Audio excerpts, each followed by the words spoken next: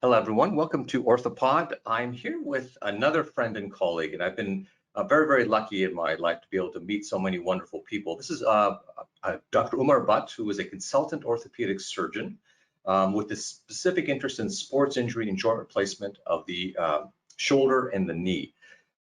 He currently resides in Pakistan, has been working there for the last few years. Thank you so much for participating. Tell me a little bit about the situation in Pakistan right now. Mohit, thanks very much for the invite. Always pleasure seeing you and meeting you. I think it's obviously very difficult moment for a country like Pakistan, especially where the system of health education and health support is very different from the developing countries. But at the same time, there is always a hope. The hope is that the number of our mortalities are much less comparing to developed countries, and that can be multifactorial. We can debate about that as we go along. Obviously, daily wages are the biggest issue for Pakistan because people here earn on a daily basis. And that was the biggest stress for our country, that how these people will manage, because the social support is not as good as comparing to developed countries. So it was very difficult time for us when the COVID-19 started in February and it hit Pakistan in March. And we started the lockdown somewhere in mid-March. So it's been March, April, and May, and everything is locked down. But for the last 2 weeks, the Prime Minister of our country decided, after looking at the numbers, after looking at the scientific evidence, that the number of mortality is much less. Till today, on average, the mortality is between 35 to 40. So they realized the fact that the people will actually suffer more from hunger and lack of resources rather than doing the lockdown because of COVID-19. So they have opened up the country with very strict rules, with SOPs, with social distancing, which obviously, as you can imagine, we live here in a very close society. A lot of people live together, so it is really difficult to manage social distancing. But despite that fact, majority of the people who are slightly more educated are keeping the pace, are looking at it. And hopefully, we hope that the numbers will stay the same. And it's been almost more than, I would say, 75 to 80 days, and we are pacing along slowly. And now the work has opened up. So there is a bit fresh breath of air for the people to work, especially for the doctors as well. It was really a difficult time for the doctors working in the front line because we didn't have PPEs, we didn't have support.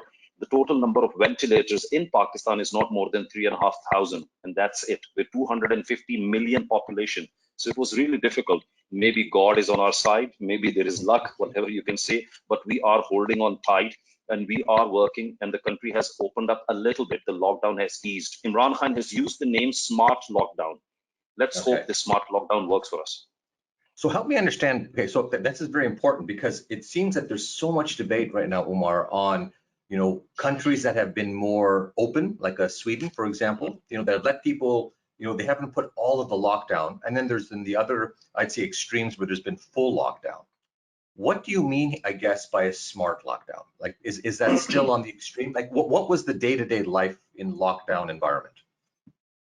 I think when the lockdown term was used, it means just like being in Italy, just like being in England, just like being in Spain, complete lockdown. Nobody is allowed to go outside the house. There is only you are allowed to go and get some food and things. Yeah. Unfortunately, in Pakistan, for the first 2 weeks of lockdown, we did maintain that. We were very strict. We were very scared. All the people were, obviously, it was something new. The world was not prepared for it. And Pakistan, with the health system, was not prepared for it. So they decided that we will do a very strict lockdown. Now, you need to understand that only big cities were able to achieve their target, like Karachi, Islamabad, Lahore, Faisalabad. But cities, small villages and Gaon and all those small areas were very difficult to manage. People were aware of the coronavirus, but they were not able to lock it down. After a few weeks, they were doing daily meetings, and they realized the fact that actually the best option will be, because when you lock down the whole country like Pakistan, people will die of hunger, as I mentioned. So there's Imran Khan is quite educated guy, as you know, Oxford, trained from Oxford, very, very world-renowned cricketer. He decided that with his team that no, we will not do that. Pakistan is different from other countries like India. If you look at the demographics, actually, interestingly, all African countries and Asian countries, Pakistan, Afghanistan, Nepal, India, the pattern has been the same for COVID-19. Mortality has never been massive. So he realized the fact that the best thing and the best move will be to do the smart lockdown. Now, what smart lockdown means? He decided that we will open up the construction industry where laborers are able to go and work. He decided that we will open up offices where there are social distancing can be maintained.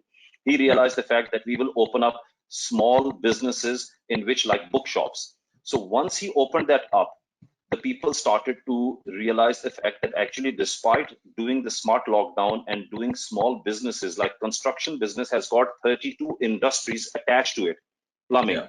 electricity, gas. So these all businesses started to flourish a bit and started to pick up a bit. And then despite that fact, in 2 weeks of smart lockdown, the number substantially did not increase. Then he realized the fact that actually it's much better to slowly, gradually open up the system. Yeah. And now in the last 2 weeks, he realized and he started to ease it a bit more.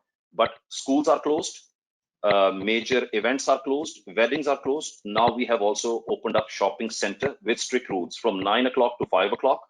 And also anything that is opened up is from 9 to 5.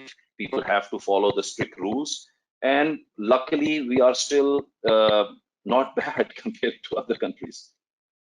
Well, you raised something that very few have actually discussed, and I think largely because it's your perspective and the way you've seen life in many, many countries from your travels and your work.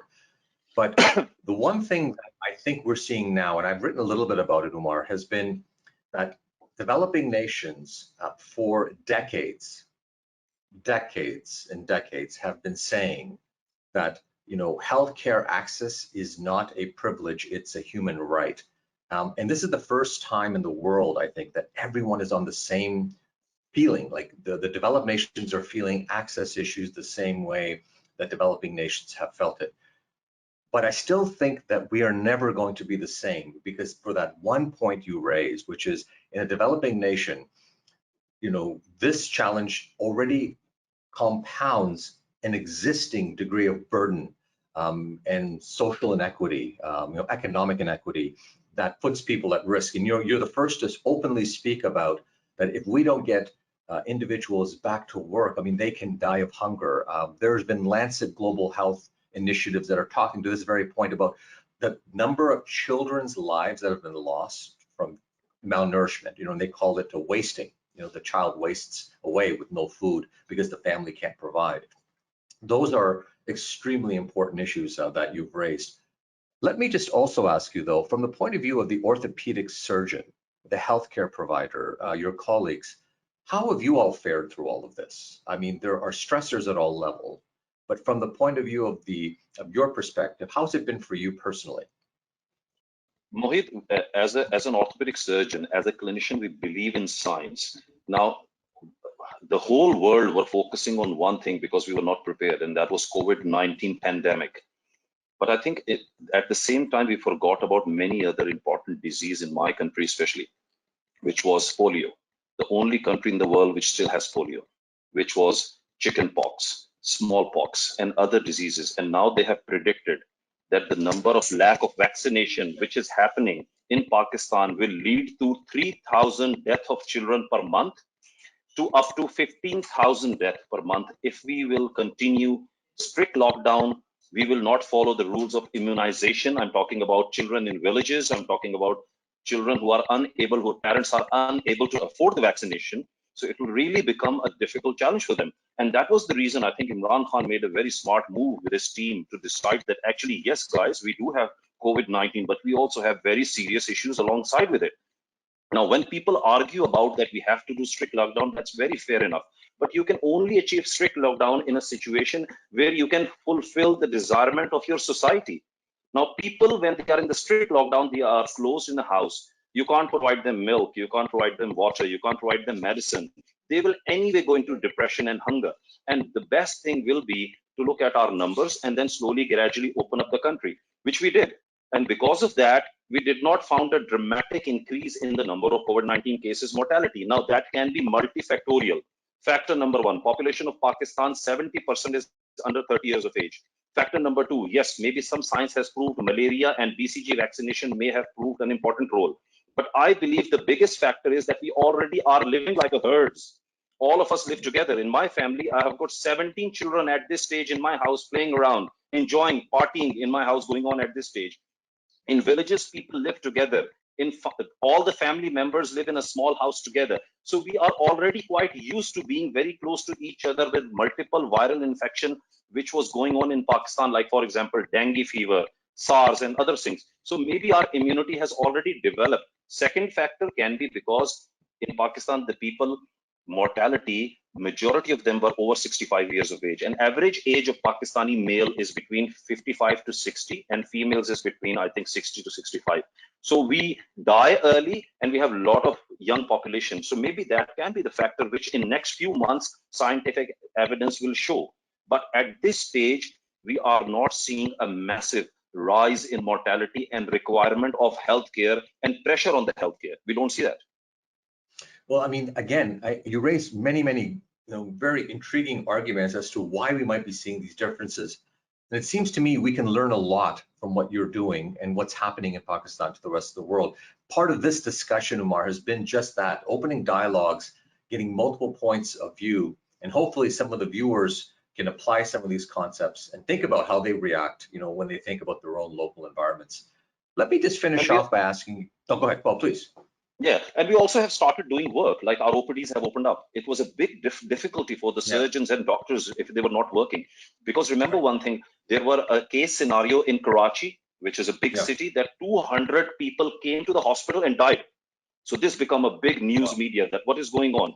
When they realized and did the digging and did the audit, they realized that these were those patients who used to come to the government hospital for their heart medicine, diabetic medicine, and they were lacking behind for the last 4 weeks. So they were so unwell that when they came to the hospital, they were already so sick.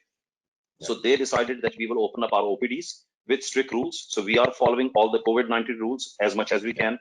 We do all patient testing. We wear all the protective gears, and we have started offering our patients services in OPD and also elective surgeries.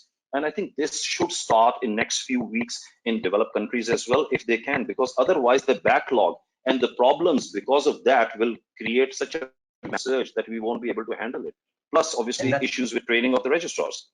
Right, and that's exactly the point that you've ended on that I was hoping to chat with you about as my last question to you is, when we think about managing this backlog, in some ways, Pakistan has been able to open things up in a way that allows you to start getting managing that. There are many other countries that are nowhere near ready to open up, but the number of patients just keeps getting bigger and bigger and bigger. We also note now that for us in, sort of in North America, it's with the summer coming, more traumas, there's always that sort of seasonal trauma increase. So the capacity issues are becoming an issue, but we're also reopening, which means we're going to be seeing more surges of infections or what they're calling a second wave. It's very challenging time. When do you see yourself personally and your colleagues getting back to what we would call pre-COVID access to your patient care, whether it's clinical care, OR access? When do you see that returning to normal for you? If you had to guess some months in the future. Mohit, it's a very difficult, I think it's one of the most difficult questions to answer, because when this started, I'm sure you and me all believe that this will not happen and in 15 days we'll be back to normal. I'm sure you and me, all of us were telling our families that we will take our plane and we'll fly to holidays and we'll do all our destination, and it didn't happen. This is a big new something completely different. World was not prepared. People do talk about Spanish flu, but that was so long ago that we don't know what was the reality and what happened. World has changed. Maybe we will change our style of life. Maybe the world will take another 2 years, 3 years. It's not ending very soon, that is for sure. I think I would be looking at least 1.5 to 2 years before we will be sitting together in a conference room and giving lectures. Will it happen? Will it not happen? Nobody knows about it. But one thing is for sure, that there will be a big difference between Europe, developing countries, and underdeveloped countries about the effect of COVID-19 and what was the reaction to it. That will be definitely something interesting to see in the next 6 months. Right, and so much right now is happening that we're in this information epidemic where everyone has a theory. I mean, you and I have theories, and we're trying to gain as much insight, but only looking back at all the decisions that were made in time will help us understand which were the decisions that we have to move forward with the hope that we never have to go through this again. But the reality is, in cycles of history, we will go through this again. Whether we'll come out of it stronger from this experience is my hope. We all hope the same. Like you are sitting so far away from me, I'm sitting here, but there is definitely now the virtual reality, artificial intelligence will become probably the major role in our life. We may not be able to meet as frequently. We may not be able to teach physically as frequently. and we may have to mentally prepare ourselves for this for many years to come. Maybe this is the future which we have to live with, and this is the new way of life we have to adjust to. But there is one thing for sure, that we must not lose hope. One thing for sure, that we should stick together as one family, as the whole world should become, as this event has actually made the whole world as one family. We are helping each other, we are teaching each other, we are talking to each other. Maybe we would have never been able to do that if COVID-19. So COVID-19 may have brought a lot of things positive in our lives to learn from. On that note, Umer, thank you so much for taking time with us today, and we hope to have you back soon to give us more insights. Pleasure.